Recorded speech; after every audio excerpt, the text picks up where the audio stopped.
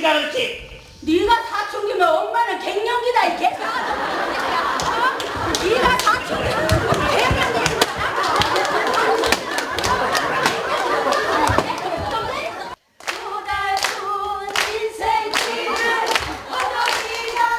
중장년층에게 깊은 공감과 따뜻한 치유를, 젊은 세대들에게는 부모님 세대를 이해할 수 있는 시간을 마련해 주었는데요. 여보, 당신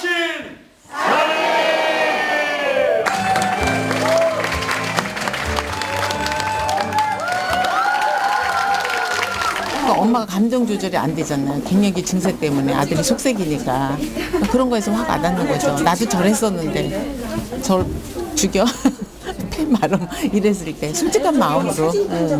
저한테는 좀 먼 얘기니까 그냥 저럴 수 있나 하고 했었는데 연극을 보니까 좀 더 이렇게 몰입해서 공감할 수 있었고. 글쎄요, 저는 일단 갱년기에 대해서는 거의 관심이 없었고 무지했었는데 이번 연극 보면서 저희 어머니 생각이 많이 났던 것 같아요. 어머니 생각이 많이 나고.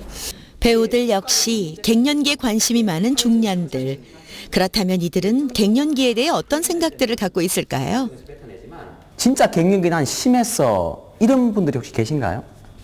저는 없고. 저는 실제로 갱년기를 지금 앓고 있어요. 열이 홍조, 안면 홍조. 그러니까 평심을 잃으면 그냥 가만히 있다가도 내가 문득 어떤 생각이 나면 갑자기 빨개져요.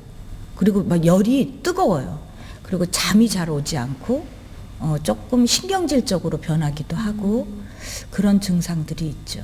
제 후배가 한번 저한테 이제 그러더라고. 언니 나 정말 죽고 싶어. 그러니까 왜 그러니? 했더니 몰라, 나 우울해, 나 죽고 싶어, 정말 죽고 싶어. 그래서 왜? 집에 무슨 일 있어? 아니야, 그게 아니야. 그래서 가만히 생각하니까 그게 갱년기 같아요. 네네.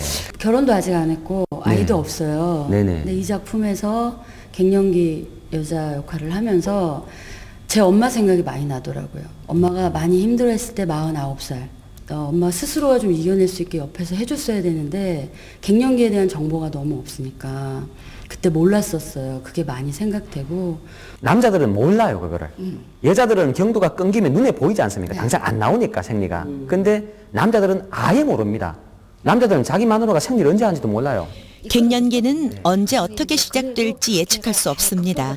아주 천천히 오랫동안 여성들을 괴롭히죠. 지금까지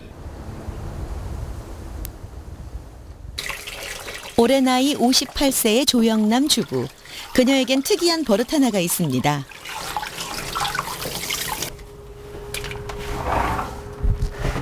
영하의 강추위에도 수시로 창문을 열어 찬바람을 쐬는 것이죠.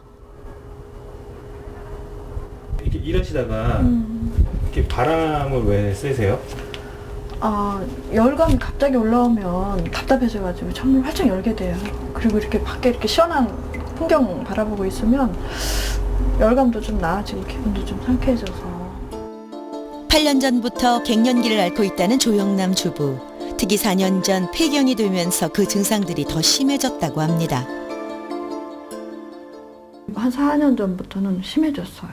갑자기 막 열이 확 올라오거나 또는 갑자기 추워지거나 막 그러더라고요. 그리고 또 우울해지기도 했다가 또 기분이 좋아졌다가 막 그런 증상이 반복돼서 나타나더라고요.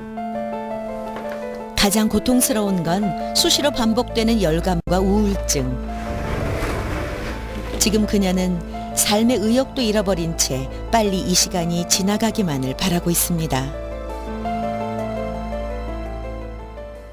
철수 하수를 한다 해도 알아주지도 않아요. 왜냐면 금방 괜찮아지니까.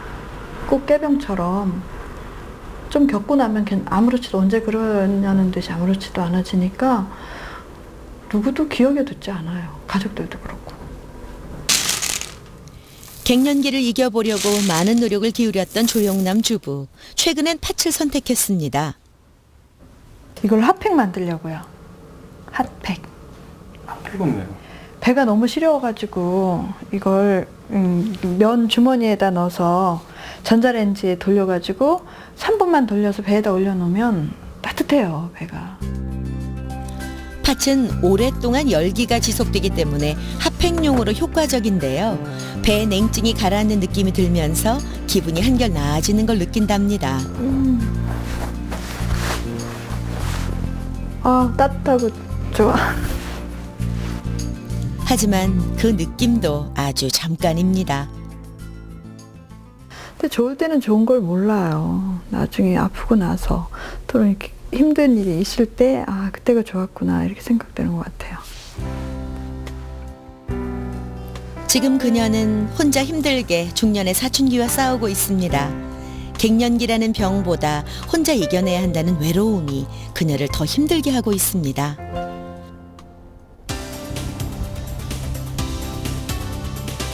대체 조용남 씨의 갱년기 증상은 얼마나 심각한 걸까요?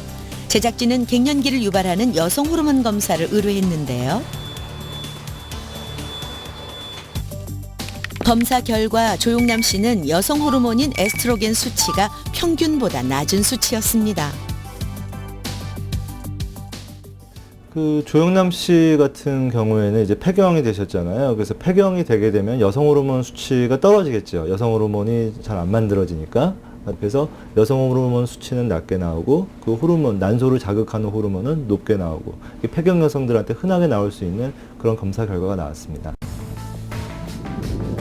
에스트로겐은 난소, 태반에서 만들어지는 여성 호르몬으로 여성 생식관의 발달, 성숙 등에 영향을 줍니다. 뿐만 아니라 여성의 생리, 임신, 그리고 폐경에 이르는 여성의 일생을 조절하는 가장 강력한 호르몬 중 하나죠.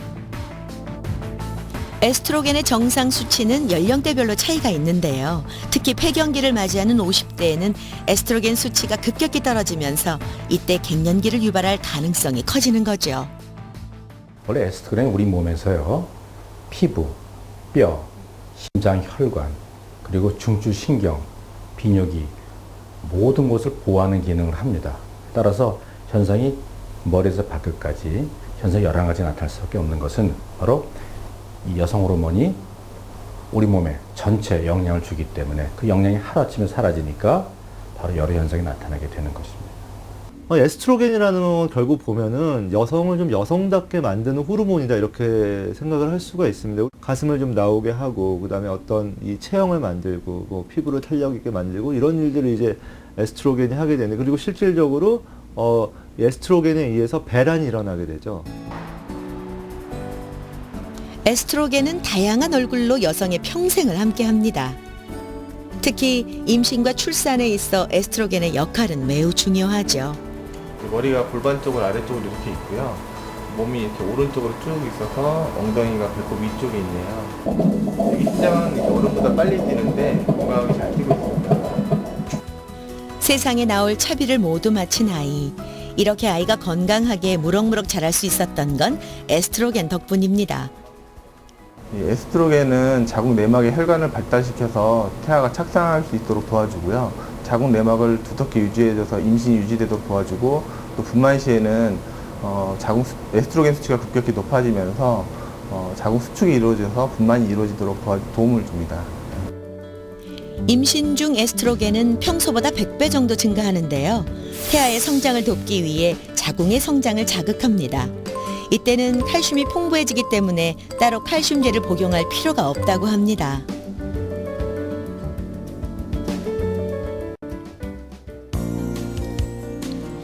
그런데 아이를 낳으면 에스트로겐 수치는 급격히 낮아집니다. 출산 3, 4일 만에 임신 중에 1000분의 1의 수준으로 떨어지는데요. 이때 탈모를 경험하거나 산후 우울증에 걸리기 쉽습니다.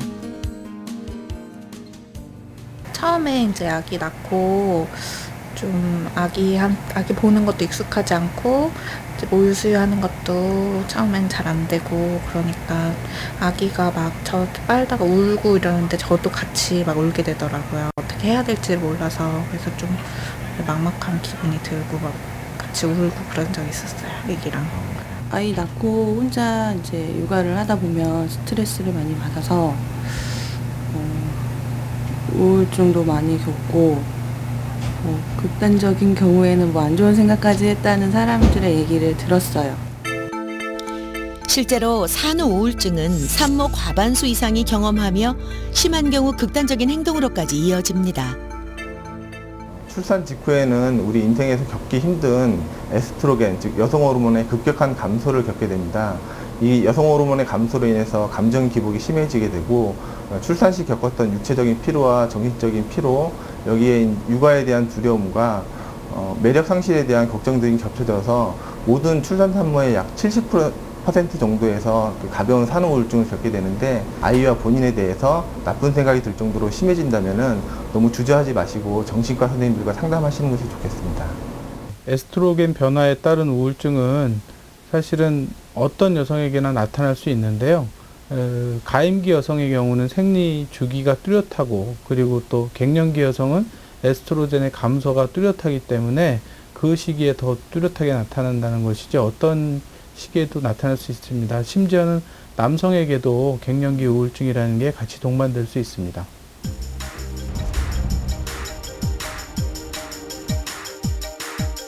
직장인 강혜진 씨는 생리가 시작되는 날이면 이렇게 몸져 눕고 맙니다. 생리통이 심해 회사도 못 나갈 정도라고 하는데요.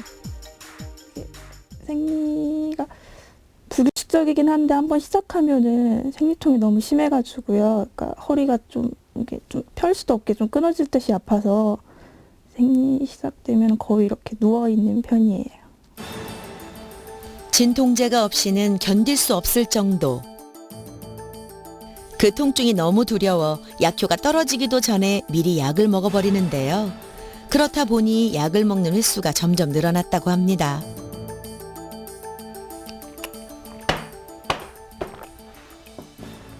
약은 이렇게 얼마나 자주 드시는 편이세요? 하루에 한 3번? 4번? 그냥 아플 때마다 계속 약 먹으면 좀 괜찮으니까 자꾸 약을 먹어요. 게다가 주기도 불규칙해 미리 대비를 할 수 없어 생리할 시기가 다가오면 신경이 예민해질 수밖에 없다고 합니다. 아무래도 일상생활에 지장도 많고요. 한번 아프기 시작하면 그냥 일주일 동안 집 밖에도 못 나가고 그냥 집에서 그냥 계속 혼자서 막 앓고 있는 그런 경우가 많으니까 그걸로도 좀 스트레스를 많이 받고요. 그리고 이게 또 그러니까 말을 해도 남들이 그냥 뭐 남들 다 하는데 뭐 너 혼자 유난이냐 또 이렇게 얘기를 하니까 그러니까 어디 가서 이해도 못 받고 좀 그런 면에서 여러 가지로 좀 많이 힘들어요. 어쩌면 생리통보다 그 스트레스가 더 고통스러울지도 모릅니다. 실제로 생리가 시작되면 스트레스를 받는 여성들이 많은데요. 혈중 에스트로겐 농도가 낮아지는 시기이기 때문입니다. 에스트로겐, 여성 호르몬이 부족한 것은 이제 중년 이후에 폐경이 되면 나타난다고 생각을 하기 쉽지만 사실은 20, 30대 젊은 여성들한테도 나타날 수가 있거든요.